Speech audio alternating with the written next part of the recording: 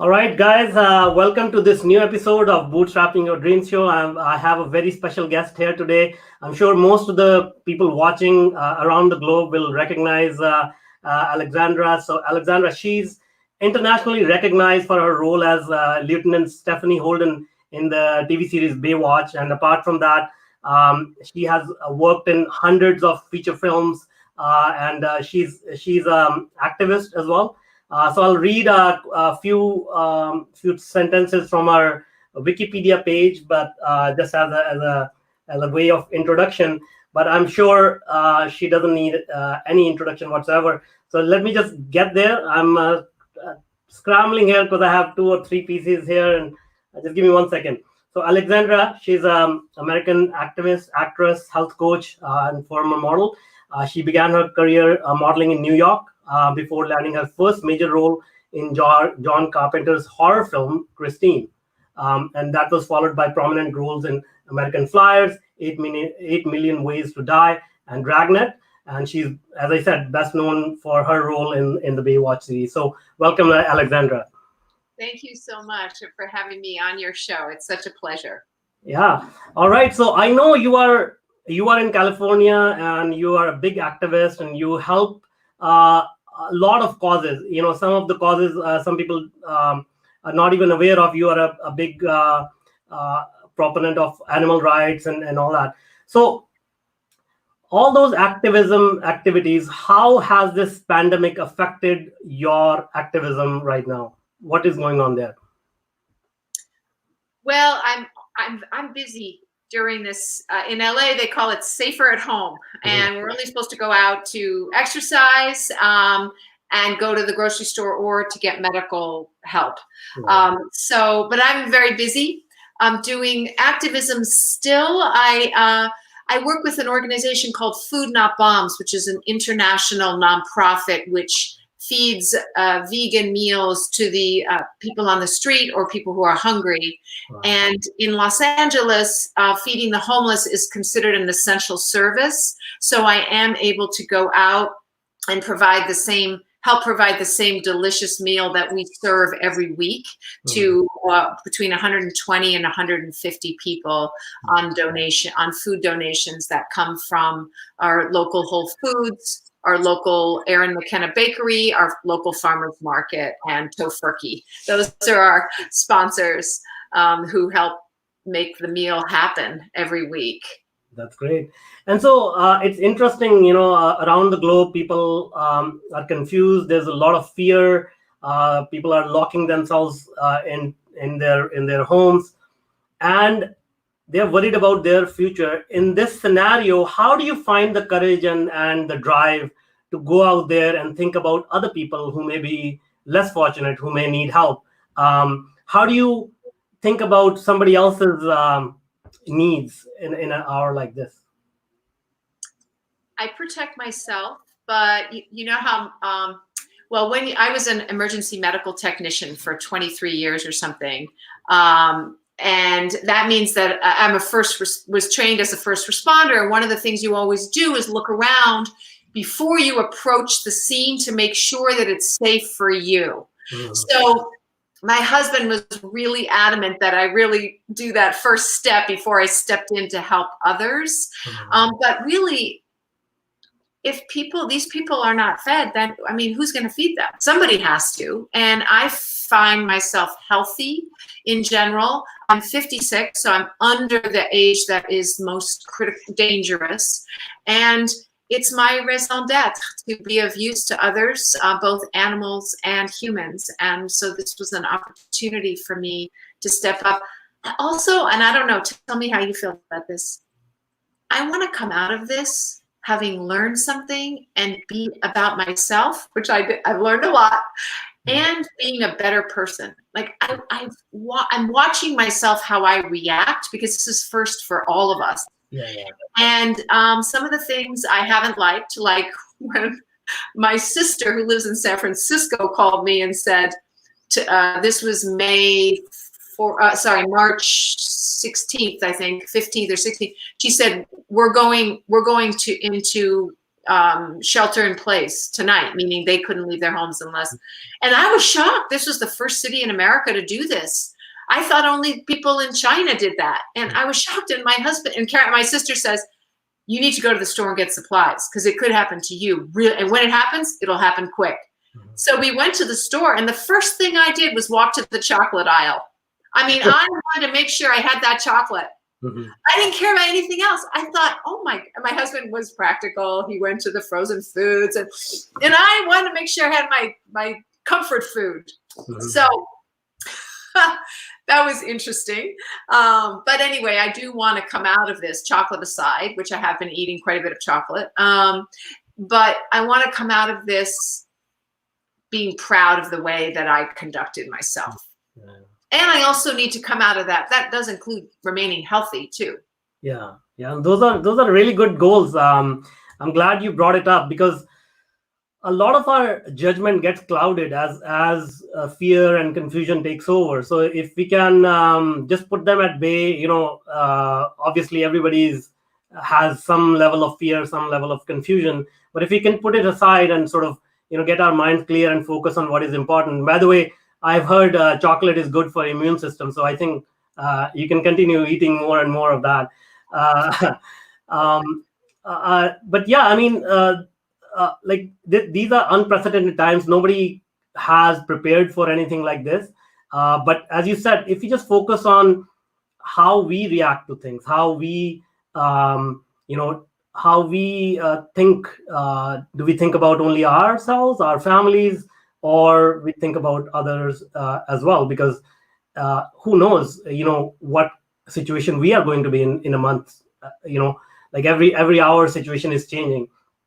Little things too. For example, my husband went to the store and he said, I bought, I think it was soup that he really likes. It was in a can, and canned foods are at a premium. It's hard to get them. And he said, but I didn't buy them all because I wanted to make sure other people got them. And I thought that was a very, spoke highly of his character. And it's those small things that we do on a daily basis that really show who we are. You don't have to make big gestures and be quote unquote hero. It's the small acts that we do that really make a difference. Yeah, no, I completely agree.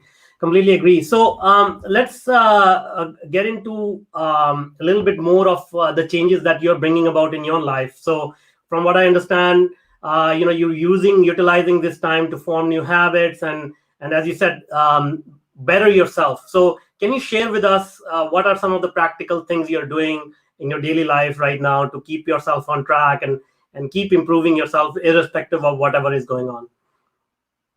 So one of the things that I found was really important for me is that I get up at the same time.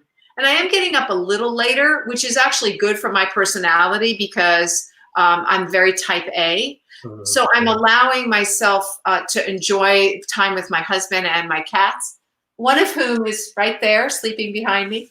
But I get up and I work out because that's really important for me. And it's harder now. And so I have to be flexible to know that it's not the same workout I had before. But I did purchase a used stationary bike so that I can continue working out. And I know that people are, and I still do my yoga practice.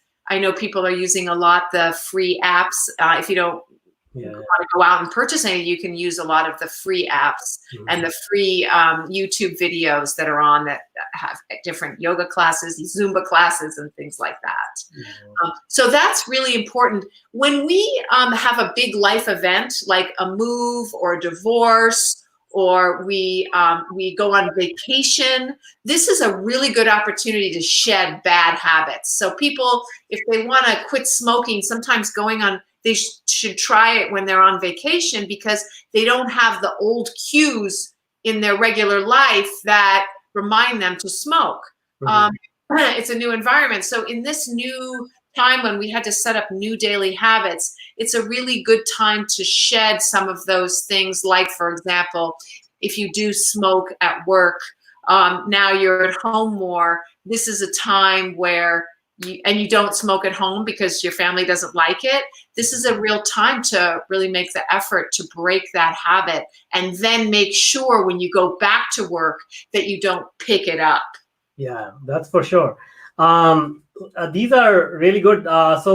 Obviously, just because of the shelter in place, some of these things may be implied, because in some cases we may not be able to go out and get a pack of cigarettes unless we have already stocked them. And now, one thing I know about you is, like, you are particular about food and the quality of food you eat, and you are a vegan yourself. How has this pandemic affected that aspect of your life? Is it becoming harder to find healthy food? Anything there?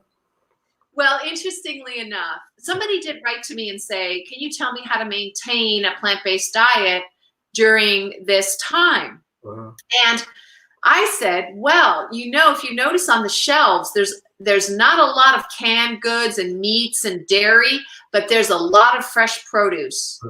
And frozen foods were harder to get to, so frozen vegetables and frozen fruit, but the fresh produce was definitely there. Yeah. The drawback to fresh produce is you have to go to the store more often, and a lot of people are not going to the stores often. So I recognize that.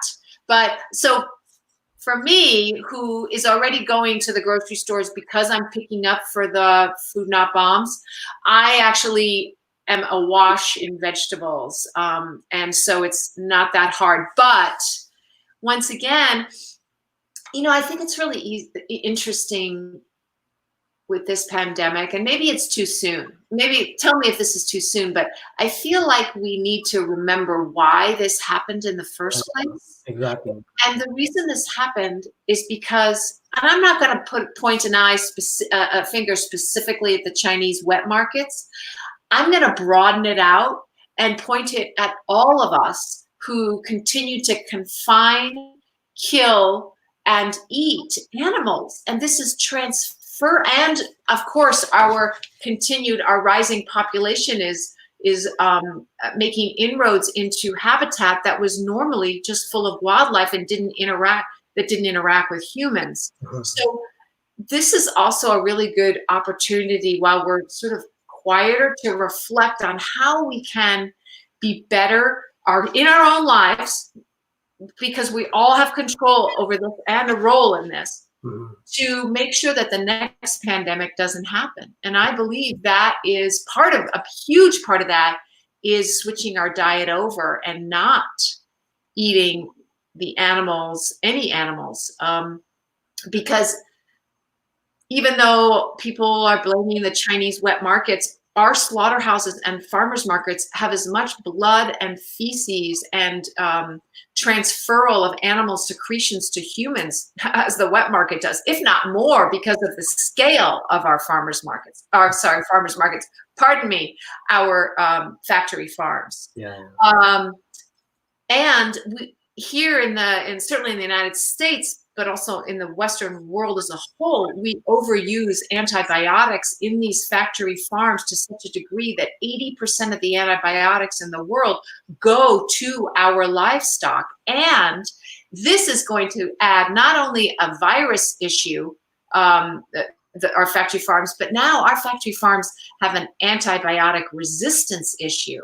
So yes, the wet markets of the Chinese in Wuhan might have started this pandemic, but the next pandemic and an even scarier scenario where we have antibiotic resistance to most every single one of our antibiotics, that's even scarier. And we can learn now from what we're experiencing and avoid it in the future, which could be very, very soon. Yeah, no, I completely agree with you. Like, a lot of times I tell people, when something like this happens, we always look for who we can blame.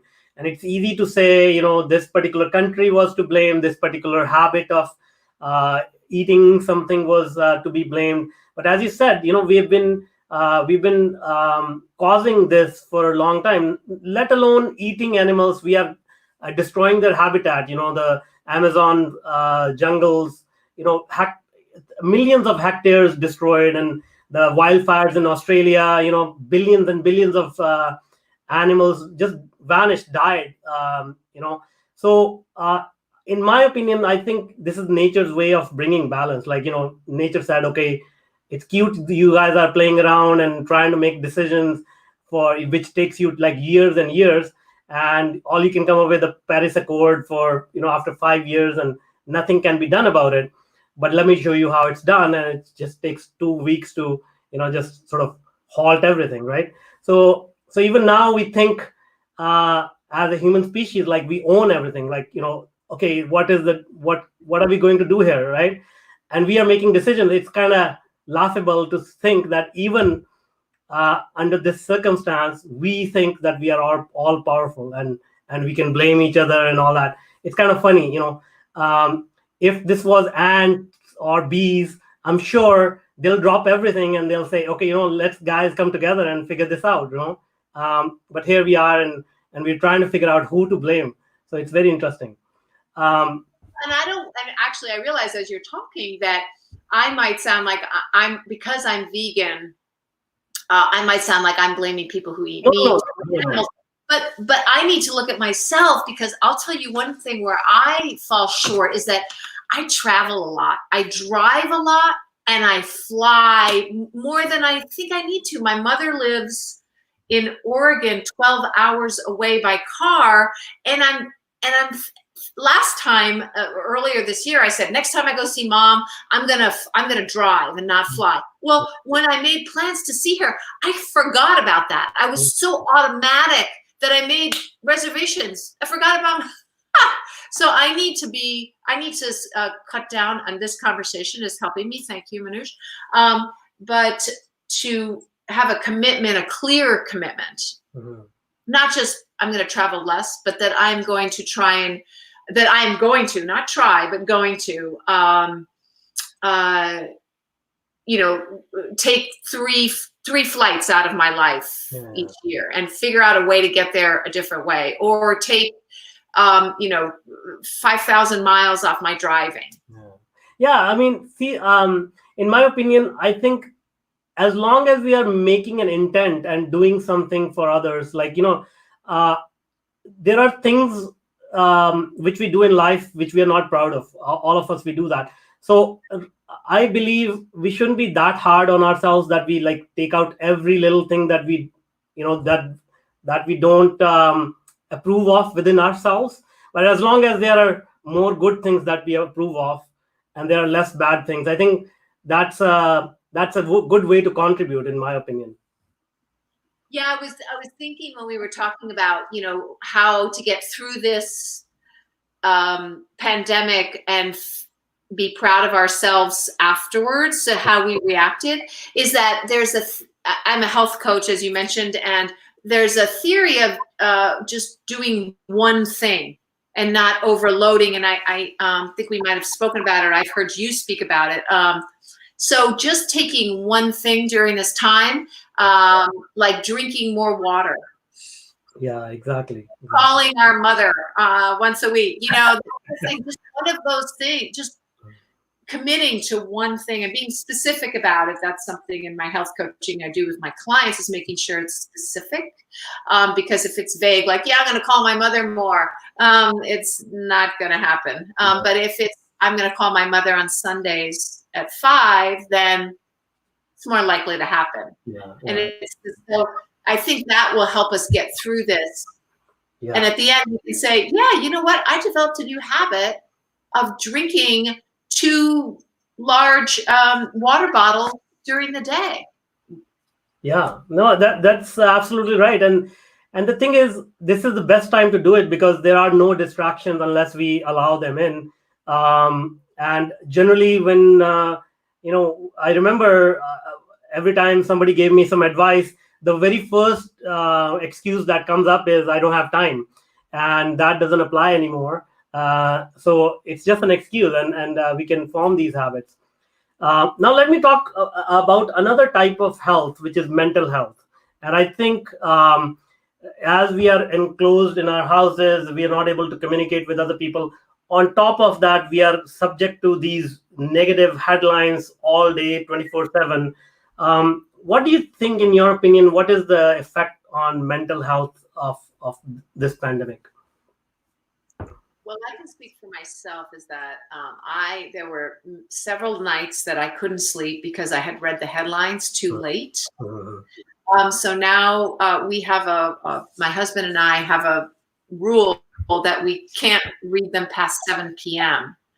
We go to bed around 9:30. So I woke up when Boris Johnson was in critical intensive care.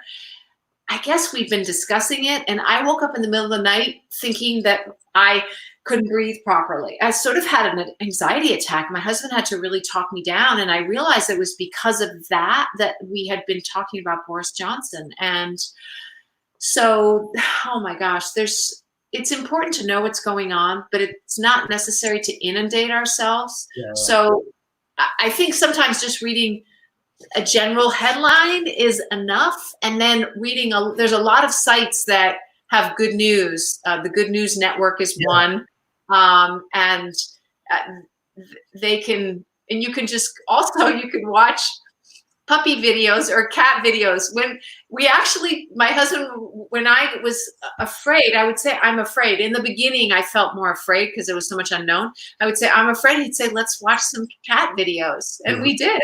Yeah. But I'm also fortunate because I live with my husband, whom I adore, and I'm so happy to be with him, and our two cats, we also adore. So I'm very, very lucky in that way. For people, do you live by yourself in your? No, I have family. I have my wife and kids. Well, so you also have that interaction. Yeah. So that's good. I know with kids it can get tough, right? Because sometimes they drive us nuts, but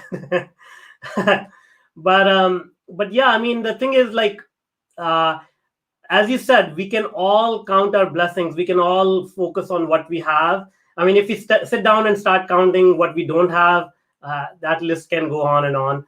But as you said, like, the important things are our relationships, our family, and if we are close to them, and even if some people are alone, some people are in smaller apartments.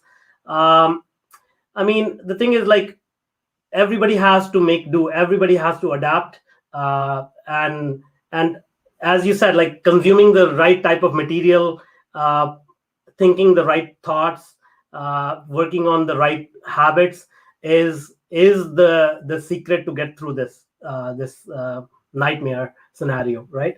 I mean, it could be nightmare if we make it nightmare, but it could be like better if we make it better, right?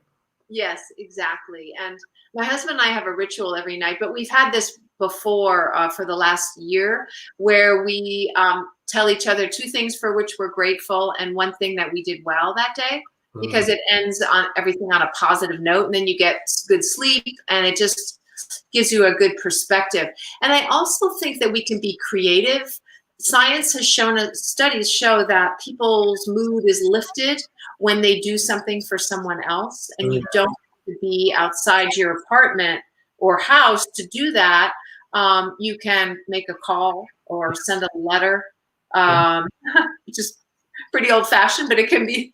And you can, my neighbor, I saw her, she was carrying a pie, and she was saying, I'm giving this to the other neighbors because I'm baking and that makes me feel better. I just need more people to bake for. And so I said, oh, I love you baking. And so she baked several pies for us, and she felt good, and the people who ate her pies felt great. And so there are things that we can do with our talents. My other neighbor, I have great neighbors. Yeah, I want to move into your neighborhood. No, our neighbors are terrific.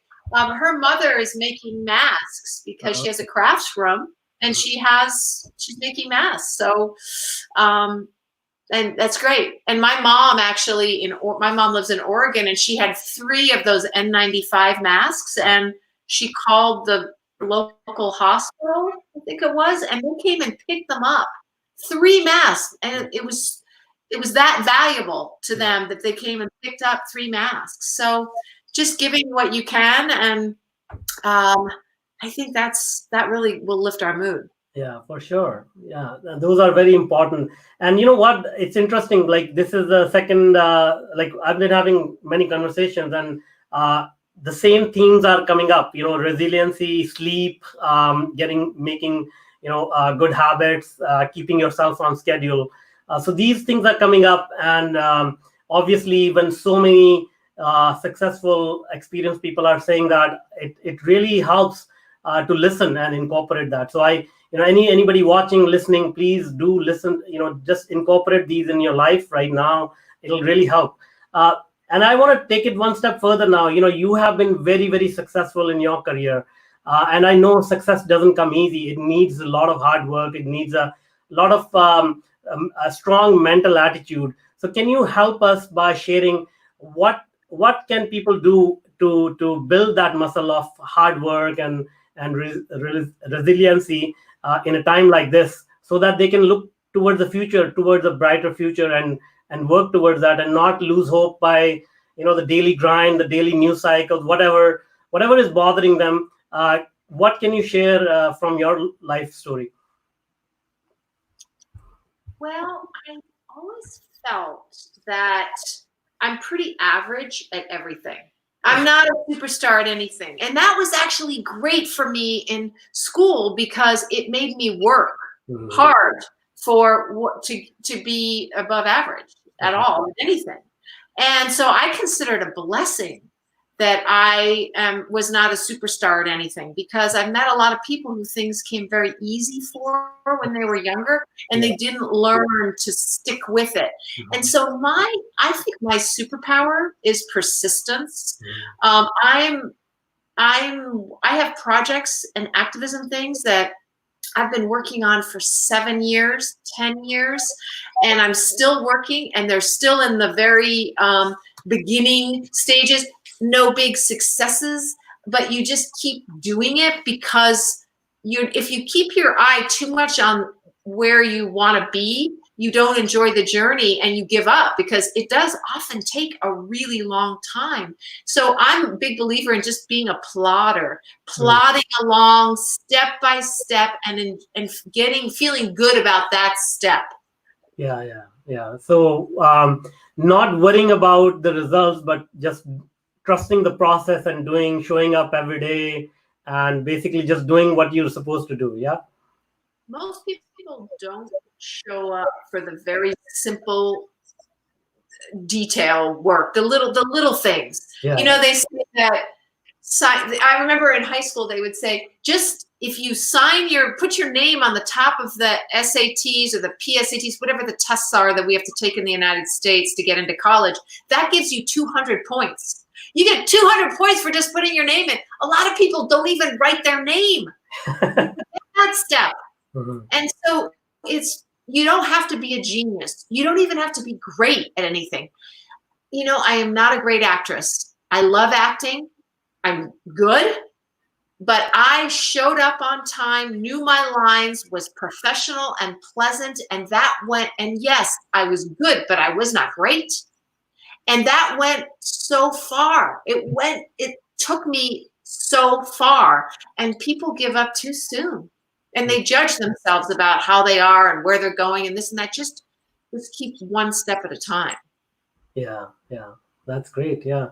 All right. So, and what are your views? Obviously, nobody can make predictions, and we were talking about some of this stuff before the interview.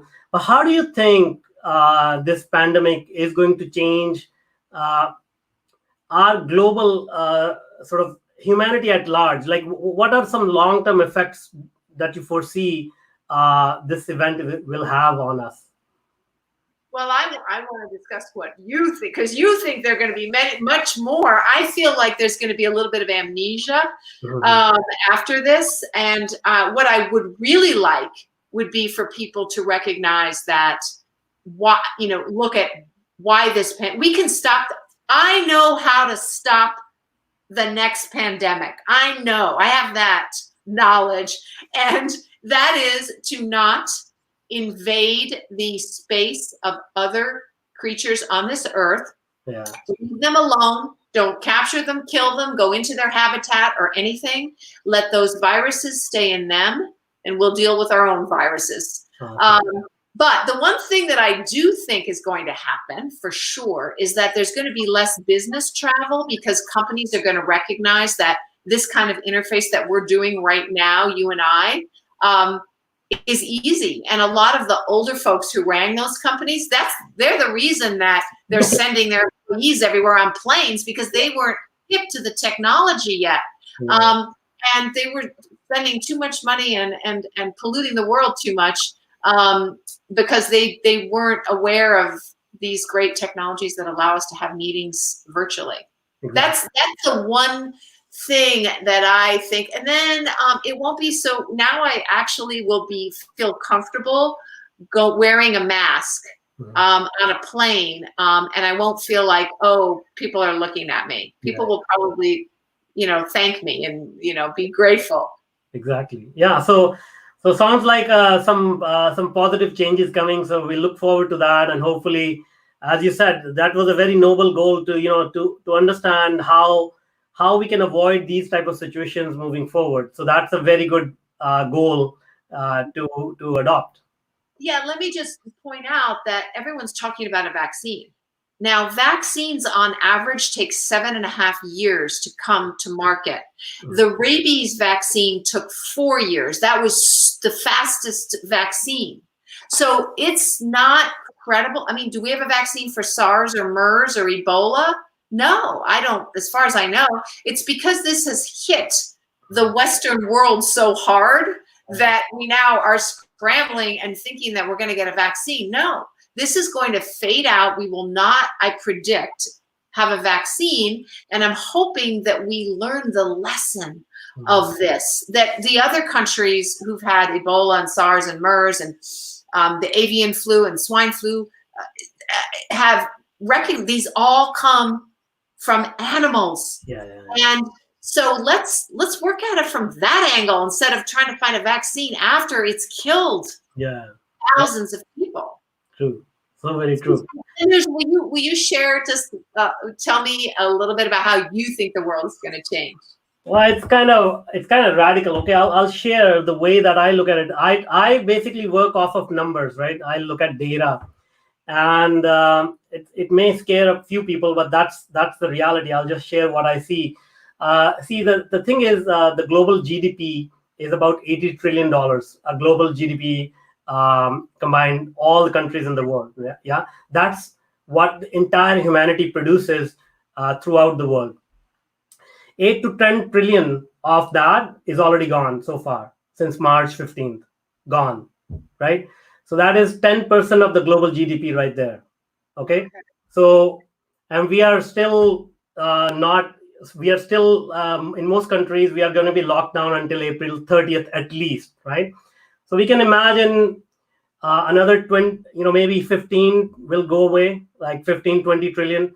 So in my opinion, by the time we are done, the world economy will be maybe, 30, 40 trillion dollars will be gone. So 50% of the world output is gone, right? The Great Depression in 1929, that was about 25% to 25% global GDP was gone. Right, so this is twice as harsh as the global depression, and which global depression caused World War.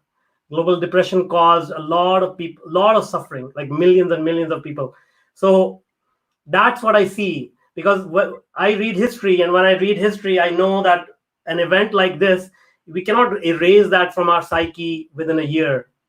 It takes decades and decades, because it leaves such a big impact on human psychology, and we associate these hardships with the things that we are doing right now, meaning shaking hands, traveling, going to hotels. We are going to subconsciously attach those actions to the suffering we are going to be going through. So in that respect, it'll take generations to get over that stigma and get over the fact that shaking hands or going to a public place is not associated with disease, economic hardship, and all that. That's what I foresee. It's kind of scary, but that, since you asked, that's my honest opinion. So you feel that the economic ramifications of this 3-month period are going to be, the economic ramifications are going to be felt for how long, and that's going to scar us, because I don't see us being scarred by something that happened in 3 months. That if we bounce back right away, I feel like we're gonna go along and forget. You're saying that it's gonna last a long time, the economic, right? See, economic effects are not felt right away. Behind the scenes, every day, the economy is decaying right now, and we have most people have no idea, and that's because we are under lockdown, and this has never happened before. Never ever, ever since humans became a species 300,000 years ago, we never shut down global production. Never, right? So this is unprecedented. And our whole society is based on economics and production and consumption, and so you can see like the underlying basis of the system that we used to comply with, it is getting undone now, right? And I highly doubt there is a leader out there in the world, because they were scrambling even with the system in place, and now they have to come up with a new system that'll work for the entire world. I highly doubt they'll be able to figure it out in the next 5-10 years. They'll scramble, they'll try to blame each other, and finally, hopefully, somebody will realize, we need to really come together at the table and then figure out how this is going to work. And so that's my read on things, which is why I'm saying it will take a while. When you say system, do you mean capitalism? See, capitalism and globalization, education system, you can see there are fundamental problems everywhere, right? Like education system produces students to make sure they are employed by the system so that they can produce more, 9 to 5, and then we can consume more, and then we can pay that in taxes, right? But you can see in the past 3 weeks, every one of us have experienced that if we just stay home and focus on things which are important to us, spending time with family, learning something new, thinking about what kind of habits we want to form, thinking about what kind of creative things we want to indulge in, that gives us much more satisfaction internally than going to work, right? But we just got to go to work just because there is no other choice, because we have to make the money to be able to pay for food. But now if we flip that, if all those paradigms are gone, sooner or later we realize there is another way to live. There's another way to build this society, right? It sounds like that's not a capitalist society if you're talking about. No, I don't know whether that is true or not. It can be capitalist. So here we are two capitalists, right? We are both entrepreneurs. We believe in making money, but we also believe in helping people. We also believe in not just thinking about ourselves. We also think about other people, right? So in a way, we are helping other people. And now if some other people start thinking about some other people, eventually I think the entire population will be taken care of by just us thinking about each other, right? But the problem is that only a handful of people think about each other, and most people just think about themselves, and that's what permeates throughout the population. So capitalism can be in a different format, and it could be for the good of everyone. And maybe this is a pipe dream. I don't know. I don't have all the answers, but I just hope that people see it differently a little bit, maybe because of this pandemic. Do you see that it's going to be overall a good thing for society? I mean, given that I know people are going to die and suffer right now, but in the long run, will our society afterwards be better? Yeah. Or do you feel that it won't be better? I see the way that we look at it. We should really read history. History teaches us a lot, right? There are a lot of challenges that humanity has faced. This is not the biggest one, right? So we have had instances where huge percentage, like 25, 50% of the human population has vanished. 50%. In one scenario, there was a scenario where there was a long ice age, and we were dwindled to about 100,000 in the entire world. So we were endangered species. And so we, through cooperation, living in smaller groups and all that, we adapted very quickly, and then we sprung back again. So any challenge, and this happens in real life, our personal life as well. So you'll notice that any challenge is preceded by humongous growth, large growth. The bigger the challenge, the bigger the growth, right? So you can see in history, world wars led to tremendous prosperity. The global depression led to new innovations. So every challenge that you have seen everywhere in the world, it precedes growth, because people finally realize that, hey, what we were doing for so long was wrong. We need to wake up and do something differently. And if maybe 4 to 5% people wake up and do some things differently, that creates a momentum, and things change. So I'm hopeful this is going to lead to tremendous growth, tremendous prosperity, but not without pain, because that is the transition period I speak about, 4 to 5 to 10 years, when there's going to be so much confusion, nobody will know what the heck is going on. And that's where the confusion will be. And then hopefully we can get it resolved very quickly. And if that happens, maybe it will be 3 years. I don't know. But I think that's the kind of time frame we are looking at. 3 years at the back. 3 minimum, I think. Oh wow. Okay. Good. Yeah. Good. Well, I had no. My powers of prediction are terrible, especially when it comes to economics or technology, things like that. But so I'm thank you for opening my mind to what could be. Yeah. And so that's why I always, this is the reason why I'm getting more and more people who we can who can give more positive message and prepare the masses, and give them some hope. A lot of people are like, even now I'm seeing some of the comments. They're talking about, they're having some problem with their program right now. They're not able to get something done. And that's so small in the grand scheme of things of what is coming. I'm just trying to help people to see, what is happening around them, so that they can prepare themselves better. And as many people as I can reach out, we can help them. I don't know, like, save their lives, save their families. Like, it's such a profound time in our lives right now. And if we keep focusing on small little things, we will miss out on big things, both which may be negative as well as positive.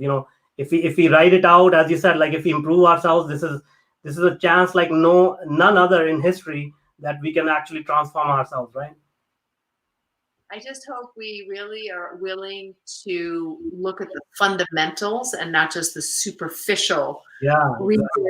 Like, even the economy is an outgrowth of this. It is not the reason it happened. And so we really need to look at the reason it happened. And as you know, because we've spoken before, is that the number of people on the planet is growing and growing, and we are encroaching on more and more wild lands and seas.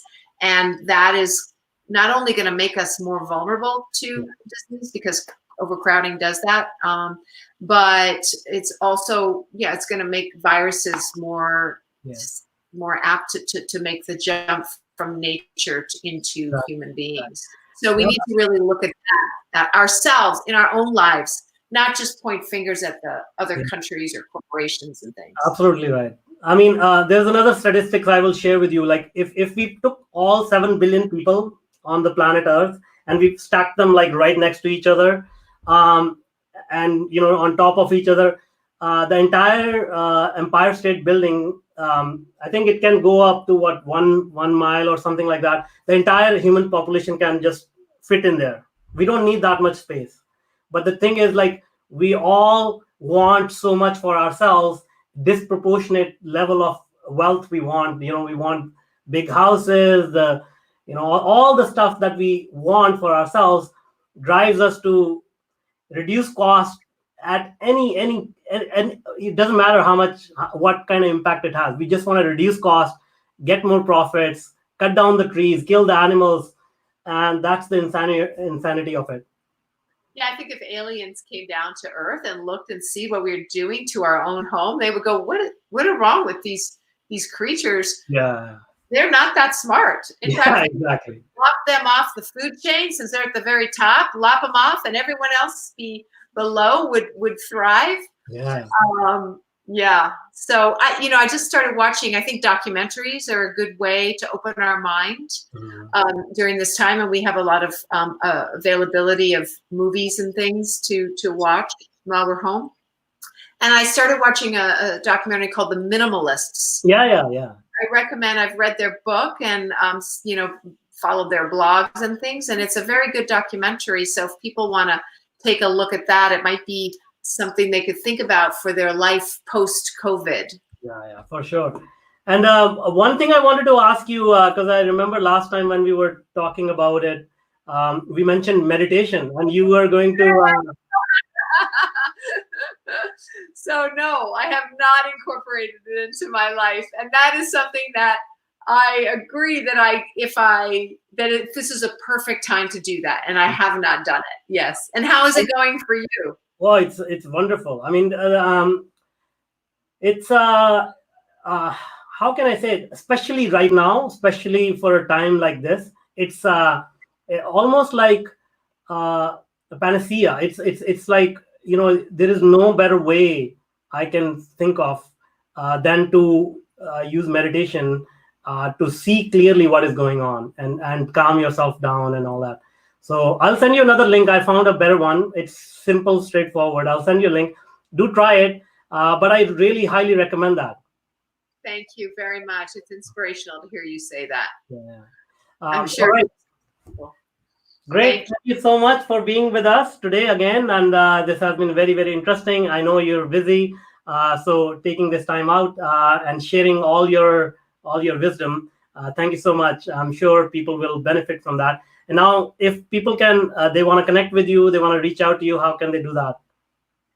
Well, they can certainly, if they're interested in health coaching, I give free 20-minute consultations on the phone. All my work is done on the phone, so it doesn't matter. I have clients in England right now, Australia, Italy, and around America.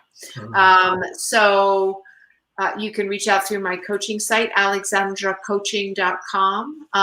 And you'll also, my website, Act for Acting, and everything else is alexandrapaul.com. And my social media is linked there on Facebook and Twitter. I'm on Instagram, but I'm terrible at Instagram. All right, no problem. No, I'm still trying to figure out social media myself, but we'll put those links in the show notes so that people can reach out to you easily. And once again, I just want to thank you so much for all the positive work you're doing and all the goodwill that you put out there in the world. Thank you so much, Manuj. I really appreciate speaking with you again. Thanks.